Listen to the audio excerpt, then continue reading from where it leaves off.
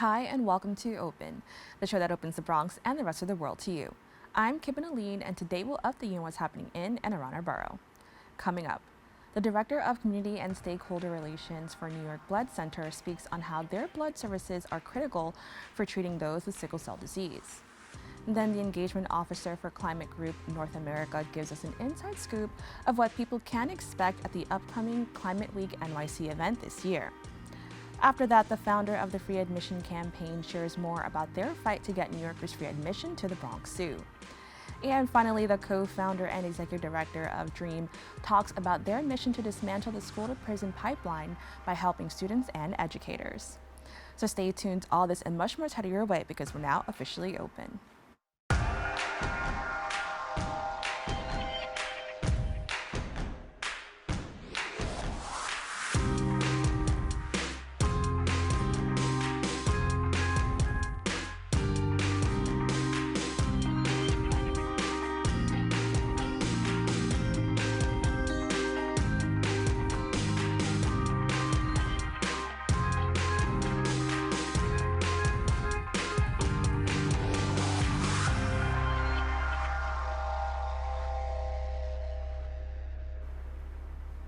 Hi, I'm Kibin Alleyne, and today is Tuesday, September 10th. You are now watching Open, a program that brings the Bronx and New York City straight to you. Don't forget to stay connected with us via social media at BronxNet TV. The Lindsley F. Kimball Research Institute at the New York Blood Center has a long-standing commitment to patients with sickle cell disease. In addition to serving transfusion needs, the organization also develops treatments including stem cell therapies. Director of Community and Stakeholder Relations for the New York Blood Center, Yadira Navarro, joins me to discuss their efforts. Yadira, thank you so much for joining me. Thank you for having me. Hi. Now, as mentioned, today we're going to be focusing on sickle cell disease.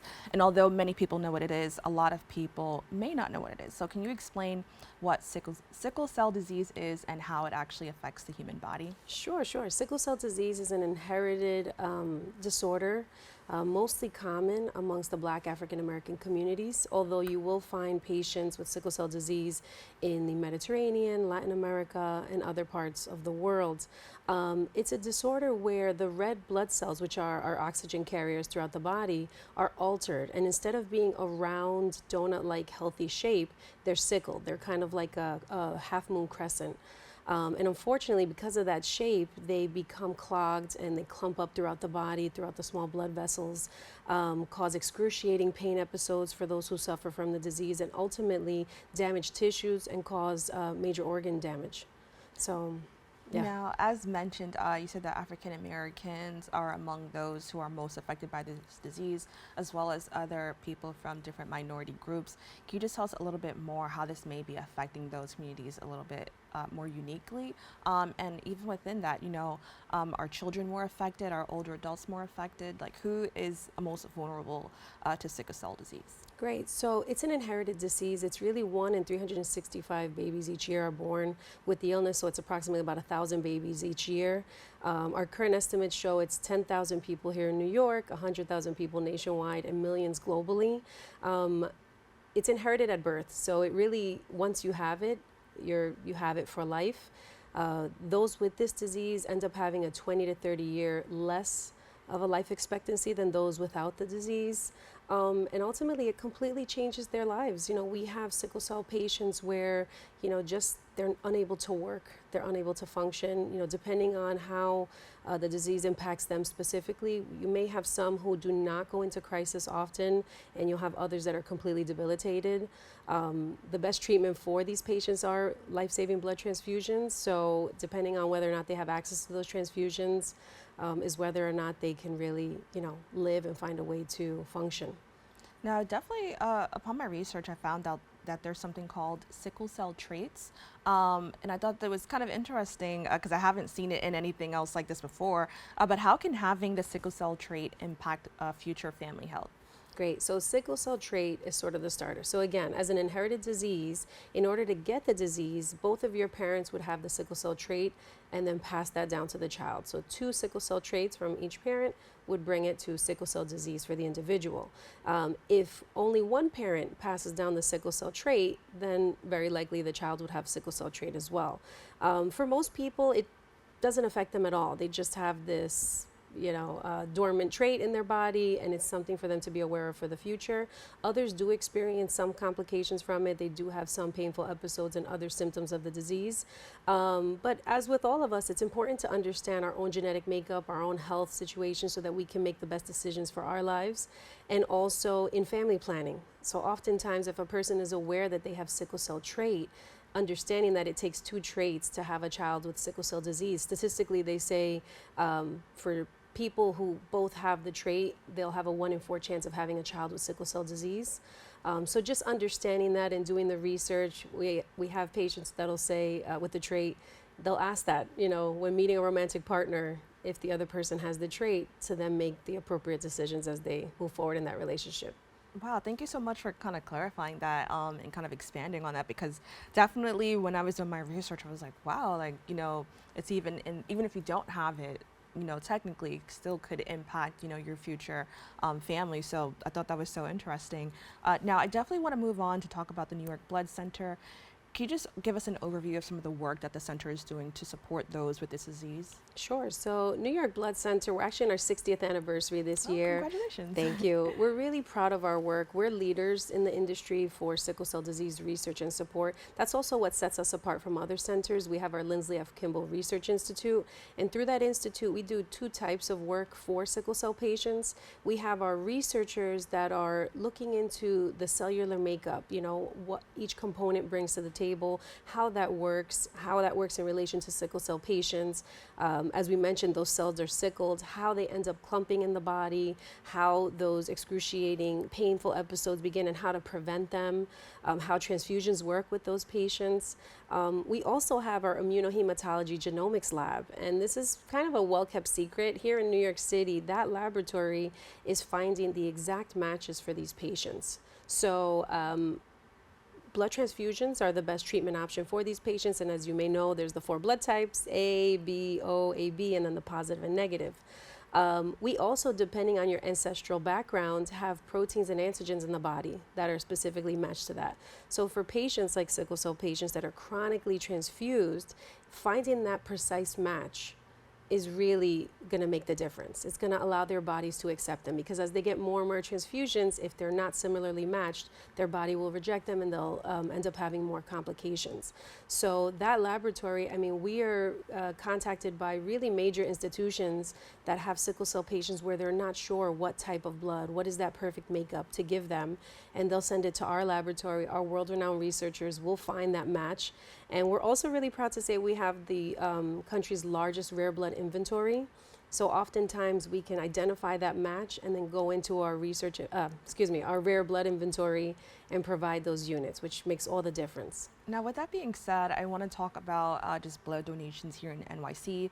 Unfortunately, fewer than 2% of the population donate blood. Correct. How does this impact the work that you're currently doing to assist patients living with sickle cell? Yeah, so 60% of the population are eligible to donate blood. Unfortunately, as you mentioned, only 2% do. Oftentimes, that's because of convenience.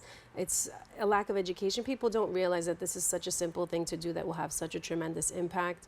The pandemic also is a major factor, as with all industries throughout the world. But for us, once we had the shutdown, we were unable to have our blood drives at different host locations. And this disproportionately affected our young population as well as our diverse population. We had to rely on our donor centers, which are brick and mortar locations that people can visit to donate. But unfortunately, we don't have them in all areas. So it's really been a challenge to keep a healthy blood supply. For us, a healthy blood supply is a 7 to 10 day supply. We've been averaging probably 3 to 5 days throughout. And then, as you may have seen on the news from time to time, the summer we just had one, we go into blood emergencies where we have a 1 to 2 day supply of specific types. And for our hospital partners, oftentimes they're postponing surgeries. They're just trying to make decisions with what they need, making sure that the blood is on hand for those in emergency or in sickle cell patients, for them in crisis situations. So it's important that everybody who can really does. Now, I also want to talk about the fact that apparently September is the most challenging month for blood donations. Can you explain why? Yeah, so our most critical periods are summer and winter months, but September, everybody's going back to school, everybody's, preparing. It's the end of summer, so if they have a free day, they want to go out, enjoy, and we all understand that. But our patients don't take a break. So the truth is, if we had more people donating regularly, it wouldn't be such a burden for those that are holding the supply. If we had 3 to 4% of the population donating blood, we wouldn't need to go into these crises. So again, as everyone's preparing to go back to school and, ends of summer, we understand that, but if they could remember us and, take the time to donate, that would be really helpful for these patients specifically. Now, I definitely kind of want to further talk about just prevention and treating complications. Can you tell us a little bit more? I understand that the New York Blood Center does tremendous research regarding this. Can you tell us a little bit more about what that research has found in regards to treatments? And I understand that there may not be that many preventative measures, but what people can do if they are living with this disease? Yeah, so we are very fortunate. We work with 3 different local sickle cell partners, the Sickle Cell Thalassemia Patients Network, the Sickle Cell Awareness Foundation Corporation International, and the New York State Sickle Cell Advocacy Network. And they're great partners in making sure that the community, especially those with relatives or those experiencing sickle cell, have the resources that they need. Our researchers work closely with all of these organizations and other hospitals throughout our city and throughout our territory, just to make sure, again, that we have, as you mentioned, the stem cell therapies in place and the treatment options in place. I know one of our partners, one of our sickle cell patients gets blood replacement therapy, which is sort of a preventative. Before she goes into crisis, she'll just get a few transfusions prior, and again, it's giving her those fresh, healthy cells so that her body can continue to move forward. But our researchers, again, are just making sure that they understand the cellular, from a cellular level, what that means, how to get the treatment options that they can. There are some very high level and very expensive treatment options that are considered to be cures, but they're inaccessible to the public. So really, because of the cost. So blood transfusions are that simple way where we as a community can really support each other. It's free, and you're really giving the person the life that they need. Now, can you just further explain for those who are watching what they can do right now to support those who are living with this disease? Of course, yeah. Donating blood is so simple. We ask for about 45 minutes to an hour of your time. You're going to go in, you're really going to just fill out a form. You're going to sit with one of our donor specialists and do sort of a mini health history, little mini physical. They'll check your blood pressure, your iron, clear you to donate. When you donate, it's a 10-minute process where you're really just giving a pint of your blood, and we take that back to process it into the different components for the patients in need. And then we offer refreshments, which for some people is the best part. We have a little bit of a competition between Oreos and Lorna Doone, so people can pick whatever they seem to prefer. But that entire process takes 45 minutes to an hour. If you go to our website, you can find a blood drive near you, and again, one of our donor centers. We're excited because we do have a donor center coming to the Bronx. It's in its final stages of preparation there, so we hope to have that at the start of next year. And again, our Bronx sites will have a nice location to come and donate if it's accessible to them, yeah. Yeah, well, I want to thank you so much for joining us and having this very important conversation. And I love to hear that, we're having something like this coming to the Bronx, so it could, help not only serve the people in the borough, but give the people in the borough an opportunity to give back. So once again, I just want to thank you so much for joining us and having this conversation. Thank you. To learn more about the efforts made by the New York Blood Center, please visit their website at nybc.org. Don't go away, we'll be back with more Open after this.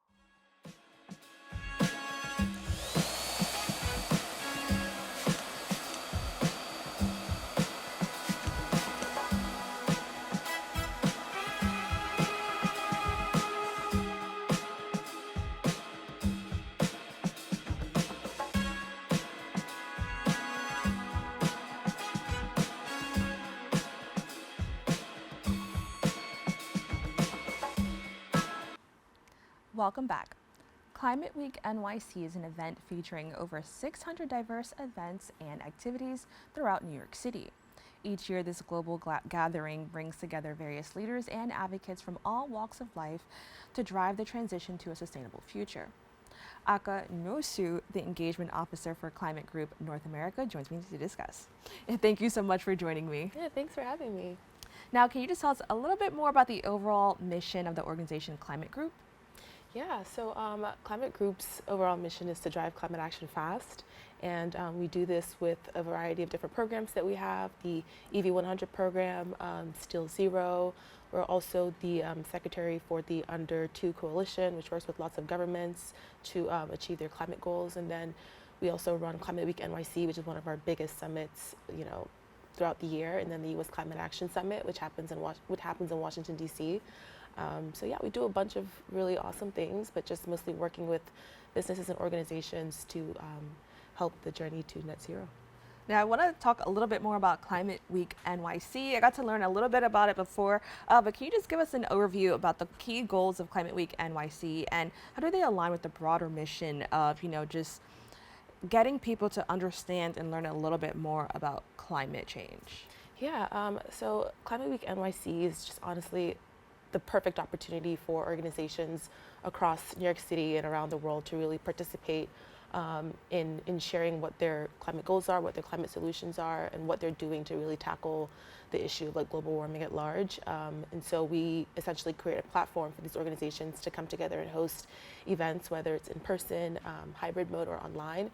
We really want it to be as accessible as possible. We want to give opportunities to different people and organizations and institutions in different fields and sectors and industries. There's really no limit to it because we believe that climate change does affect everyone in some capacity, and so that's why we have 10 different themes where organizations and people that want to host an event can create an event under, just to make it as diverse and digestible as possible, because it is a really complex issue. But the week is really all about informing people, educating people, and just putting forth really awesome activations that can teach us more about climate change and what people are doing to kind of mitigate it.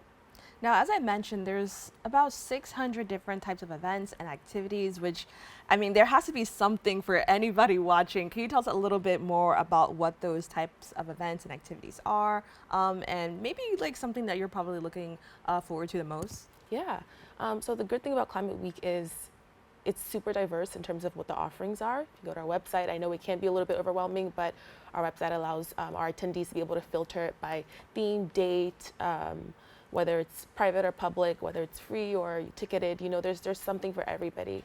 And so, for example, if you are someone who, I always tell people they're wanting to attend, what are you trying to achieve out of Climate Week NYC? What is your goal? So if you're looking for networking opportunities, there's lots of networking events happening, happy hours, organizations doing just gatherings for people in the climate space to come and talk and network and get to know each other. And then there's panels where we have really wonderful experts who get to talk about any topic that they're really passionate about in the climate space. And then there's workshops that are really educative and informative and allow you to get a bit more hands-on experience about whatever climate discussions are being had. And then there's marches, there's shows, there's films, there's fashion shows, just literally all kinds of stuff for people. It's just great because young people can participate, older people can participate. Even if you have no idea what climate change is all about and what climate solutions are, there's just something for everybody to be involved in. So it's really diverse and it's really fun, which is why the numbers are so huge. And I love that, you mentioned that there's something, literally, if you want to be more hands-on, there's something for you there. But if you, want to take action in a different way, there's space for that. And I love that. Now, you also mentioned different age groups, which I think is so important, because a lot of our young people are understanding that they are probably going to be most affected by climate change in the future.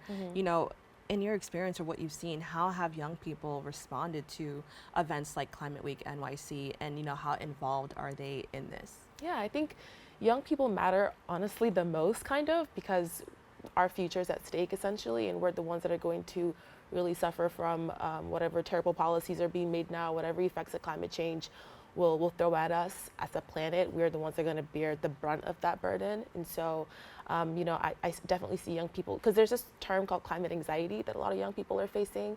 And it's a good time to really touch on the climate and health theme that we've just recently brought in, which mostly talks about the effects of climate change on an already strained healthcare system, but also how climate change is worsening heat stress and diseases and climate anxiety for young people. And so with this new theme, we're definitely going to see a lot of the younger generation coming in to kind of express their frustrations and express the anxieties that they're feeling when it comes to climate change. And so it's really nice to just kind of have a space for younger people to step in and be able to voice their concerns, voice their opinions, and also most importantly, share and demonstrate what solutions they have. Because like I said, they're the ones that are going to bear the brunt of this, and they're going to see the impacts more than anybody else. And so it's really nice to kind of create a space and a theme and different programs for them to kind of be involved in and share what they're working on. Now, when I think young people, I always think teenagers, but, is there any opportunity for children to kind of get involved and to learn a little bit more about this? Yes, of course. There's lots of family-friendly events as well, which is really great. So for kids who are super young and don't quite understand or are able to grasp the complexities of climate change and Climate Week NYC, there's little things like scavenger hunts that they can participate in, and there's really educative documentaries that are even filming, so it's digestible. It's something for them to be able to understand without having a degree or going to school for it.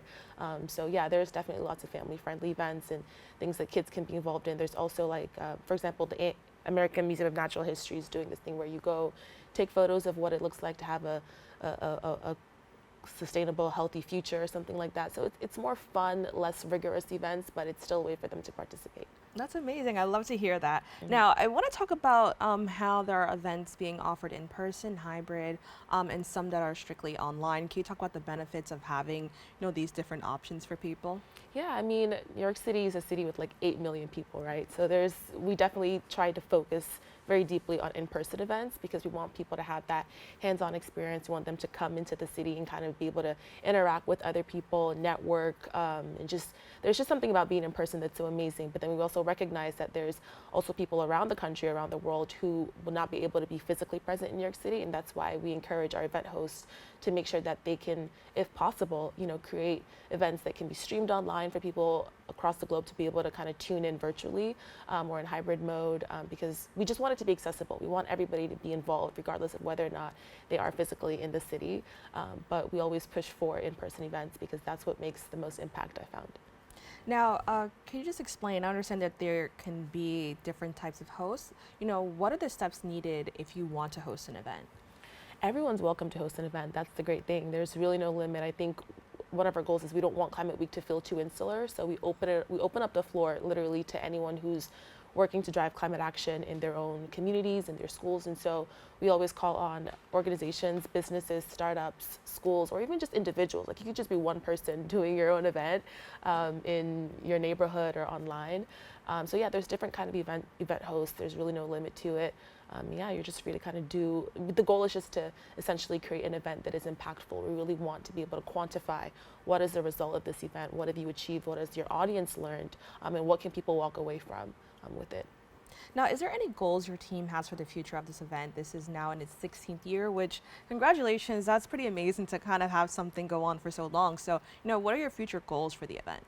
I think one thing that we're really working hard on is just being able to continue that momentum year round, because we don't want Climate Week NYC to be this thing that starts on a Sunday and ends on a Sunday. We really want the impacts to kind of follow through the entire year until we come back in 2025.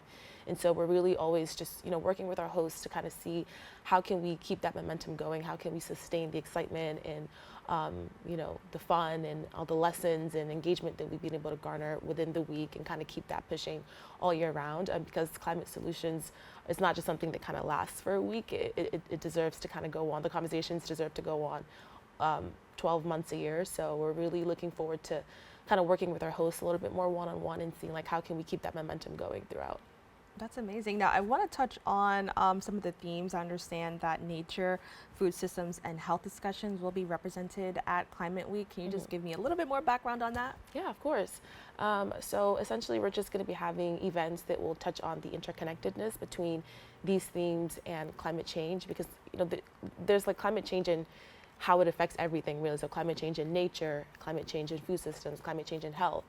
Particularly with the health theme, it is a new thing that we've just introduced this year for the first time, which is really exciting.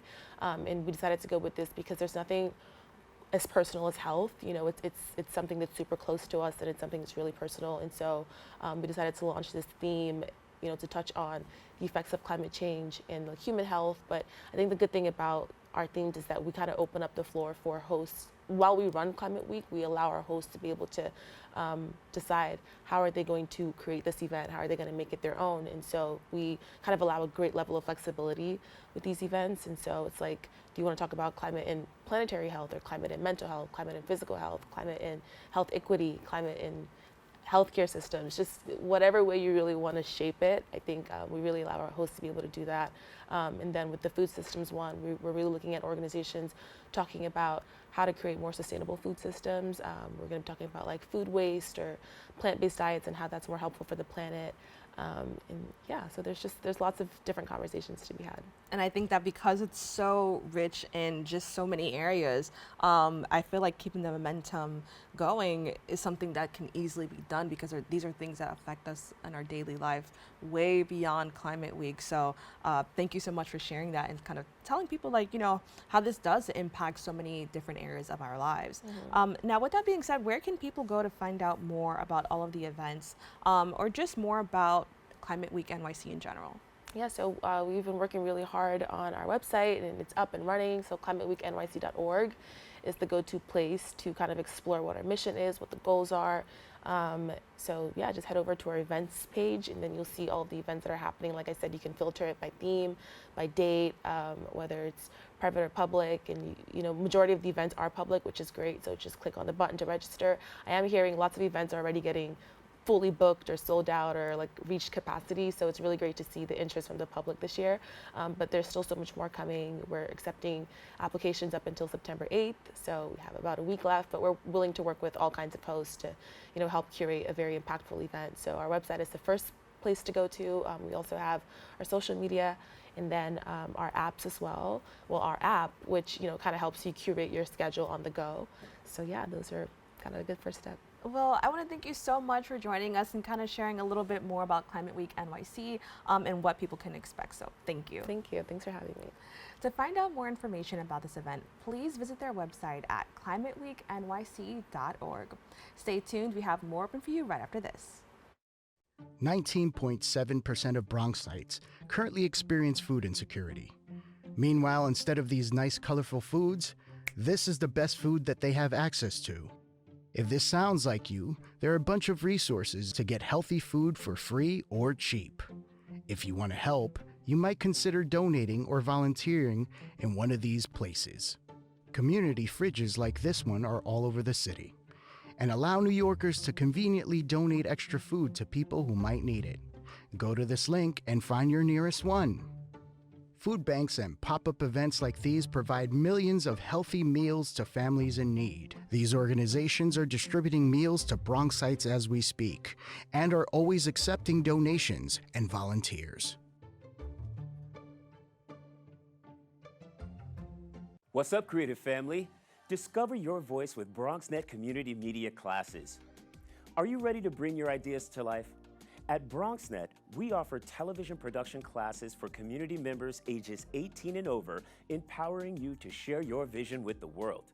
Get certified in field production, in-studio production, and our new exciting addition, podcast production. Once certified, you can create your own show to air on one of our 6 TV channels. It all starts with our free Unleash Your Ideas Masterclass, designed to help you plan your show idea and set you up for success on your production journey. This class is offered at the beginning of each month for your convenience. Our dedicated BronxNet team is here to support, encourage, and uplift you every step of the way. Join us and become a part of the creative force that engages and inspires the Bronx community and beyond. Sign up today and start your media journey with BronxNet. Visit bronxnet.org/education to learn more and register. Let's create something amazing together. Welcome back. In New York City, cultural institutions like the Bronx Zoo provide New Yorkers with opportunities for educational experiences. However, some argue that access to the park should be free. The organization Free Admission Campaign claims that due to leases, contracts, and state laws, these establishments must provide free admission to New York residents. Pat Nicholson, the founder of the Free Admission Campaign, joins me to discuss the possibility of free admission to the Bronx Zoo. Pat, thank you so much for joining me. Thank you for having me back. Now, I honestly love to kind of delve into this conversation because so many New Yorkers are familiar with a lot of these institutions, but unfortunately, sometimes people can't go due to the prices or maybe some of the days that are free, they're not available. So with that being said, can you just give an overview of the Free Admission Campaign and why there's this push to have free admission in New York City? Well, yes, a lot of New Yorkers do not know about their rights, our rights to be able to go. Free Admission did a petition online, and we had about 2,000 signatures, and across the board it was, I had no idea I had these rights. So clearly there has not been information disseminated about it. So free admission stems from a public-private partnership that started in the mid-1800s. That started with the build-out of the Central Park, and a gentleman by the name of Andrew Green realized that this was going to be a very costly production, and along with the philanthropists who wanted to exhibit their collections, came up with this concept and said that the only way New Yorkers would be able to come up with the sense of providing the financing for this was to provide free admission to it. So there's a reciprocity. The institutions have parkland, city-owned buildings, and they pay no rent. And in exchange for that, they have a responsibility to provide legislative responsibility to provide particular provisions of free admission. The Bronx Zoo is supposed to be providing it through 3 days a week. Well, I definitely want to say thank you so much for sharing that because, as mentioned, a lot of people don't know that. And this is for all, not just the Bronx Zoo, this is for all. So we're talking about museums, just different areas in New York that have these institutions. They should be free. But today we're focusing on the Bronx Zoo. Can you expand on why there was this focus on the Bronx Zoo and, what they're currently doing? Right. So the Bronx Zoo is celebrating its 125th anniversary. The legislation incorporating it was from 1895, but it opened its gates in 1899. The Bronx Zoo actually wasn't the Bronx Zoo. It's the negotiations, and the institution is the New York Zoological Society. The Neurological Society then became the Bronx Zoo. But over time, the New York Zoological Society has morphed into a doing business association called the Wildlife Conservation Society, and they've now become I'll call them the subcontractors to the New York City Parks Department, and they run and operate 5 different programs, which is why the notion of talking about the Bronx Zoo has some merit. Yes, it's the 125th anniversary, but when decisions get made for the New York Zoological Society, it also impacts the Central Park Zoo, the Prospect Park Zoo, Queens Zoo, and the New York Aquarium. So where the policies are in line with what the 3-day-a-week requirement is, it's terrific, but none of them are in line with what the 3-day requirement is by law. Now, with that being said, I want to reiterate that the Bronx Zoo is only offering 1 free admission day per week, and as many New Yorkers know, that is on Wednesdays, instead of what you mentioned is the legally required 3 days. Can you explain how they're able to kind of get away with only offering that 1 day on Wednesday, and what is their justification for that? Right. So getaway and justification are kind of curious words, and so in some ways what I think I want to say is these laws are 125, 150 years old. Right. Those folks who are now passing the legislation and having it passed may not know about what the laws themselves are about. So I'm going to give some credence to the fact that there's nobody getting away with anything, that everyone now, including legislators, really need to be informed about what the provisions are. So free admission now has sitting in the state legislature in committee a study bill in order to do just that, so that studies can be done of the 17 institutions, and it goes across all five boroughs, that would allow for the consolidation of all of the laws so that there is in fact one place where all the laws are, and from there negotiate what it should look like going forward, but at least to put it in a place where that conversation can happen. This should not be considered an adversarial bill. This is a bill that says you institutions are having this reciprocity, you're living rent-free, you don't have to get up in the morning and pay your rent, so you owe us, New Yorkers, the ability to be able to have free admission. Let's find out what those terms are, and then let's figure out what that should look like going forward. And just to clarify, this is Bill A03059B. Correct. Okay. Thank you. Thank you so much for clarifying that. Now, with that being said, what reason could the zoo be using to continue to charge people if they are, kind of operating rent-free? I understand that there's wildlife there's a lot of educational programs, so could that also be contributing to that?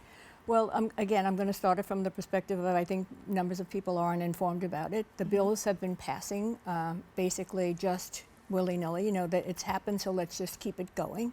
It's a funding stream that happens. It gets written into the budgets, and people, in a lot of ways, these are elected officials. They need to fundraise for themselves. These institutions have powerful people on boards. That's one component to it. The other component is there's the electorate. There's the taxpayers of New York who are not informed about what their rights are. So the campaign is trying to say to the institutions, let's make everybody start on the same page. Let's have it so that going forward we all understand what the rights and obligations are. And let's start out from the fact that these institutions in our parks are supposed to be park activities for New Yorkers, not institutions for tourists and visitors, although that's what they tend now to become more of. And start out with a baseline that says to the trustees and administrators of these institutions, you have an obligation first here, fill your obligation to the citizens of New York, and then figure out how you run your operation after that. But that's your obligation first. And with that being said, I want to talk about, since it is in the Bronx and we're Bronx-based, how is this impacting Bronx residents? Well, the statistics, I don't really have the statistics for the current ones. A lot of my research was done in 2019 before the pandemic. It was saying that there were 4 million visitors at that time that came to the Bronx Zoo. There were 4 million visitors that came across the zoos by the Wildlife Conservation Society's numbers. How much of that broke down to the Bronx Zoo was somewhere in the 1.8 million, that kind of number. It's a pretty substantial number. Who those residents are, we don't know because they don't report unlike the Metropolitan Museum, who does, they don't report who the residents are, so we can't say what the direct impact is, except to assume that most of them probably are local residents who kind of use it as a park that they would like to go visit, and probably a lot on Wednesdays.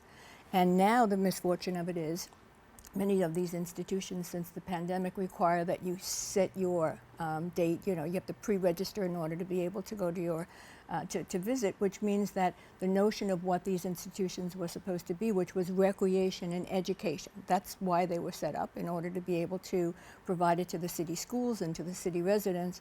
It's now become something where you have to now set a time and a place, as opposed to just walking in and saying, I'm a New Yorker, here's my cultural card, I'm coming in, I pay my taxes, I'm paying for this. Hi, it's good to see you again. Right. Now, just thinking about the future, how do you feel that the more people are informed about this and understand what right they have, how could that transform the way we view, institutions like the Bronx Zoo? So if you go on the theory that when you wake up in the morning and you don't have to think about going to your wallet, and you then live your day not going to your wallet, you can do a lot of things. You don't have to think about them, you go out and you do them. If you have to think about your wallet, you have to say, I better plan for that because I want to spend wisely. These institutions are supposed to be available to New Yorkers as if they don't have to go to their wallet, and shouldn't be going to their wallet. We are spending over $1 billion in subsidies every year in order to be able to. Free rent is in the neighborhood of $700 million a year. New Yorkers should not have to think about their wallet. They should say, this institution's in this park, I'm supporting this with my dollars. This is an obligation that they have to me. It's an obligation that they have. So you don't have to think about an obligation, you fulfill your obligations. Now, what role do Bronx politicians and community leaders play in advocating for changes to the Bronx Zoo's admission policies? Well, there is a Senator Rivera who has seen to the passage of these amendments in order to have it be 1 day a week. And what happened was there was a glitch, as I learned doing the research, that during the pandemic, the state budget still would run. It would still give money to the institutions, including the Bronx Zoo, even though there were not amendments to the laws. So right now, there's a hiatus. The hiatus is you're not exactly a law, but you're not exactly not a law. So there is this kind of, but we're in the state budget, so so that's fine. It's almost like we don't care what the law is. And I guess the point is that the campaign's trying to make is, you should care what the law is, because the original reason for cutting it back from 3 to 1 day was back in the 1970s, where it was said that New York was going through a financial crisis. Well, there was no study, there's been no studies, there's been no research, nothing. It was a statement that Mayor Dinkins made. So if that's how you keep passing amendments, then that's not the way amendments should be passed, because New Yorkers are still being asked to subsidize without getting their reciprocity. So it's about fair play, literally about fair play. Now, what do you hope to see for the future, just of this campaign in general? I think that already there's a difference is being made because people like me know, and now I'm going to tell people that I know. Right. What do you hope to see for the future of this? Everybody out there, call your legislators and say to them, please pass this bill, because again, it's a study bill. It will put the facts together. If there's going to be a negotiation after that, let there be a negotiation, but let New Yorkers know what it is that their money's being spent on, and be able then to own what the outcome is going to be. Right now, there's no ownership of anything, just this laissez-faire kind of, well, it's been like this for 150 years, let's just keep this sucker going. Now, what can people do, or where can people go if they want to further support, this campaign? Well, we have a website, NYERSfreeadmission.org. On there, it will direct people to what it is. We've proposed a certain kind of email they can send, or what they could call and say, to make it as easy as we can, so that people don't have to say, oh my God, I'm going to have to. Well, it's right here. Go right ahead and do it, and please do it. Well, Pat, I want to thank you so much for joining us once again and kind of having this discussion to, educate New Yorkers and people of the Bronx of, what they deserve and what's pretty much their right in this city. So thank you so much. Thanks for having me back. To keep up with the fight for free admission for all New Yorkers to the Bronx Zoo and other locations, please go to their website at NYERSfreeadmission.org. We have to take a quick break. We'll be back with more Open right after this.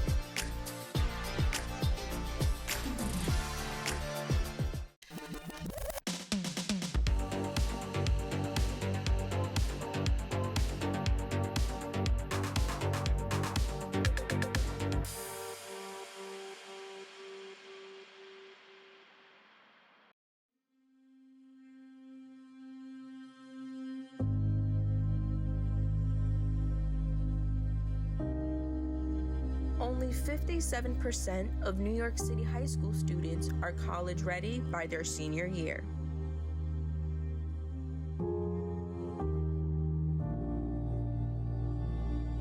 "55% of high school graduates either have no plans to attend college or are uncertain that they will ever attend.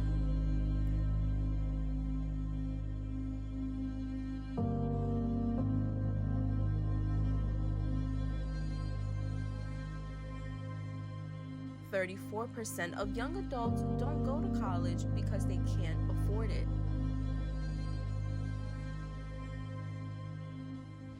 Discover what's possible.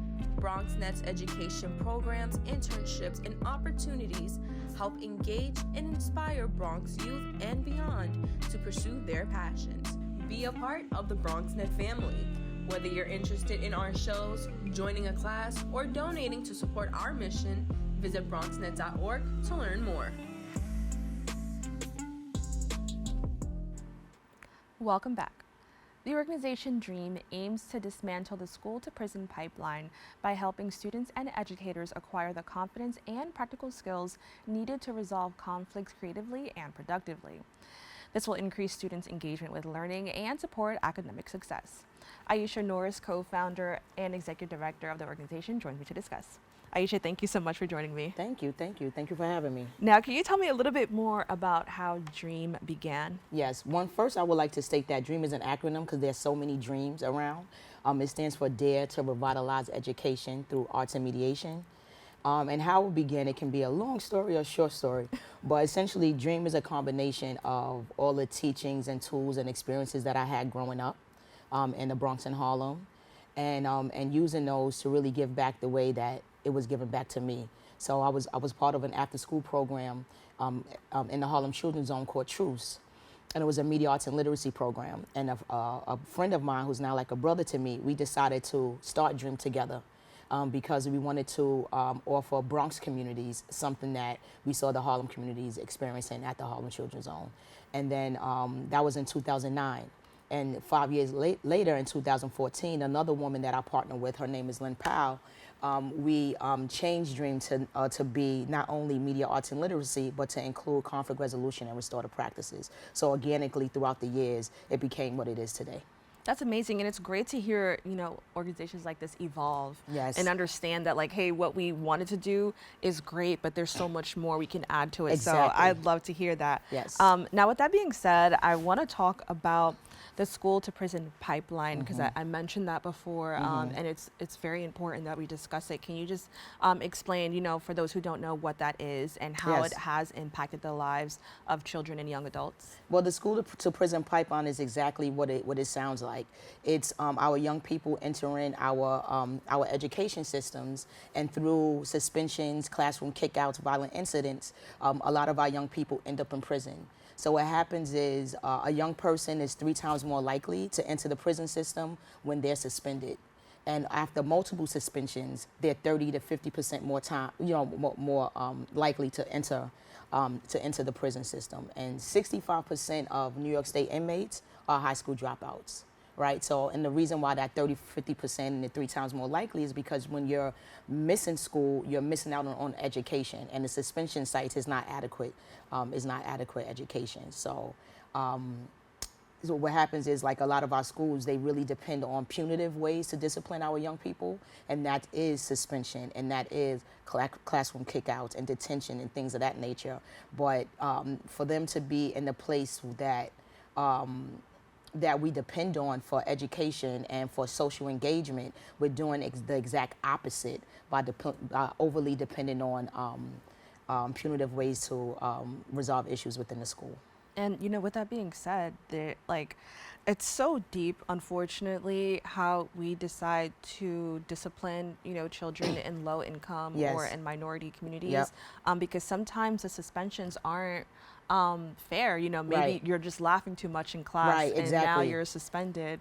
Thank you for saying that, because one thing about our mission and my belief is that suspensions and detentions, those things are not off the table. They just should not be the first resort.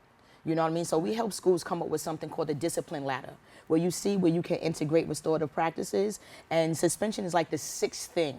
You know, after you try to have these one-on-one conversations or brought in the parents and, you know, and things of that nature, there's so many things that can be done before you just kick a young person out. So I'm not saying it's off the table, but it shouldn't be for horse playing. It shouldn't be for talking back. So our educators and adult stakeholders actually need the skills to figure out how to do it and what to do. Right. And that's why we exist. Right, because we're talking about children. They're going to do these things. Exactly. And one of the things that we also include is youth development, because so many folks are working with our young people but don't understand youth brain development. And also, a lot of our teachers are coming in these inner city areas where they are not from. So they're experiencing their own trauma and trying to figure things out, which is why we coach and support those teachers as well.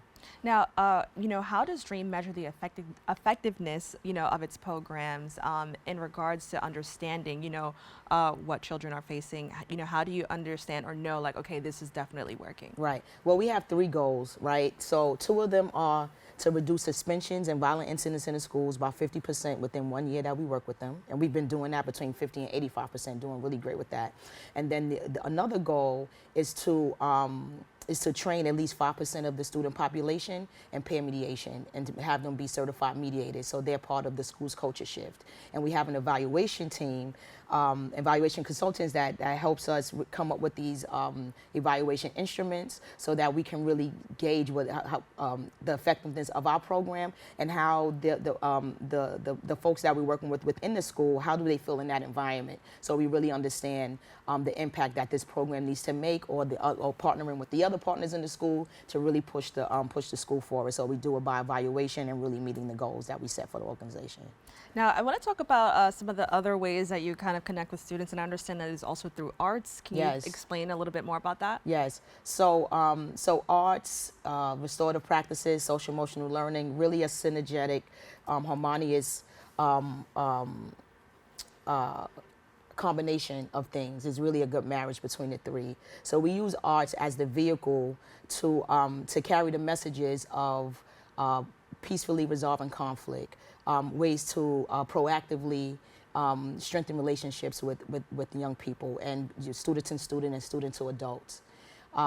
So we use, for example, in our training for adults, we use visual arts and clay molding to discuss brain development and trauma. We use storytelling and drama so that folks can actually practice the skills that we're asking them to use with the students or with one another. So, you know, it's not rocket science. You know what I mean? Now, how does this further support a young person's ability to find their voice and become a critical thinker? Well, those things are really the outcomes that we see, right? So when we use restorative practices, which is learning how to peacefully resolve conflict, learning how to proactively build relationships, changing discipline systems so that folks are learning how to heal what they may have broken, take accountability. When we're building their social emotional skills, social emotional competencies, where we're seeing young people and adults have empathy for one another, come into more healthy identities and engaging arts engagement, then you're seeing our young people become more critical thinkers when they're able to question things and make informed decisions, articulate their points. That is critical thinking. That is what comes out of all of this programming. Now, I want to take a moment to discuss complex harmony. Oh, yes. Can you tell me a little bit more about that? And I'm also excited to see there's something at Evander Child's campus. Yes. Because I used to go to school there. So wonderful. Yeah, yeah. Oh, so that's really I'd cool. love to talk to you about it. Yes. So complex harmony. I'm super excited. This is a new initiative with D.R.E.A.M. D.R.E.A.M has been organically just shifting and growing over the years, and this is another part of it. So what complex harmony is our attempt to have the largest impact that we can in a particular community. So as you know, a lot of our schools have shifted to the campus model. So Evander Childs is historically known as one of the most dangerous schools in the city, right? It was on the top 20, then top 10. Now it's no longer on the list. And what we're doing there is we first started partnering with the High School for Contemporary Arts, and we worked with there for 2 years. And we reduced suspensions from between 61 and 73%, 73% for the highest incidence, levels 4 and 5s. And with that, we were able to fundraise and find support that came through CUNY, came through the mayor, thank you, and the Institute for State and Local Governance to support us to work with every school in that campus, all 5 schools, to help shift this entire campus from depending on punitive discipline to be more of a restorative campus. So a lot of work has been done there. The leadership program is also there, and we'll be working with them as well. Where we're going from working with 300 kids to 1,900.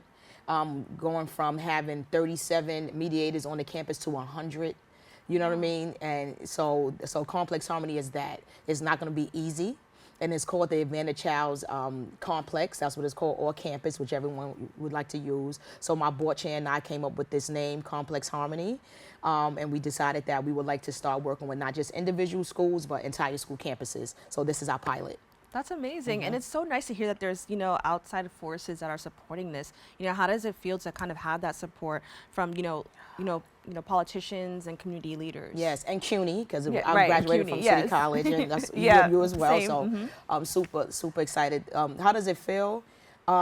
It's a breath of fresh air, because doing this work, being the co-founder and the executive director of a small organization is really, it's not easy work. Right? Because I have to find new money every year to keep this thing going, and I've been doing it. So that comes with sleepless nights. That comes with sometimes feeling defeated, but not willing to give up, because I know the impact that this work has, and this is my life's work. What else am I going to do? I have no clue. I don't even want to do anything else. So to receive the support coming out of the pandemic, strong and still keeping things going. I needed this. I needed this, so it came at the right time, so that not only can we have more impact in one particular community in District 11, but also to improve the effectiveness of restorative practices, the arts and SEL, so that we can spread it, because really the world needs it. Now, with that being said, I want to talk about, how has your upbringing in the Bronx kind of influenced the work that you're doing now, especially since we are working with teenagers, and I could also think about my past as a teenager and how this probably would have been beneficial. How has that influenced the work that you're doing now?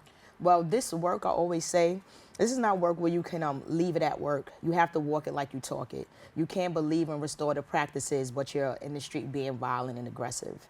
You can't say that you're helping young people with their social emotional development, and you can't manage your own emotions and anger.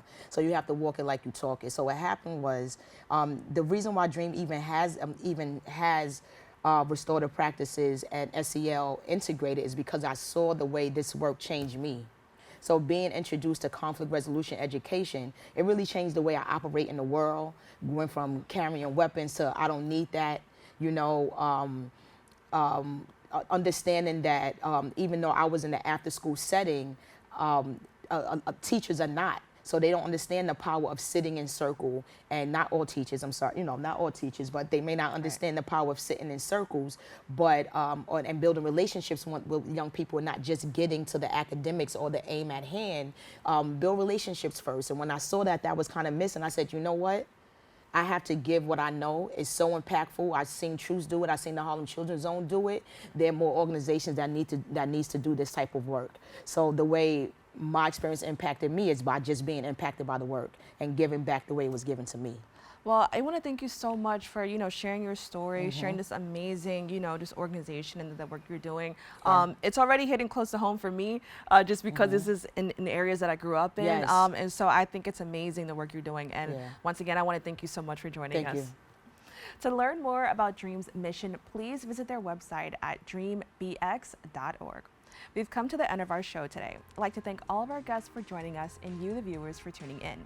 If you miss any part of today's show, you can catch the recapcast at 5 and 10 p.m. on Optimum Channel 67 and Verizon Fios Channel 33, or watch anytime on the web at BronxNet.org. You can catch a brand new episode of Open with D.R.E.A.M Jaime on Wednesday and with Rena Valentine on Friday. I'm Kibin Alleyne, wishing you and yours safety and wellness now and always. See you next time.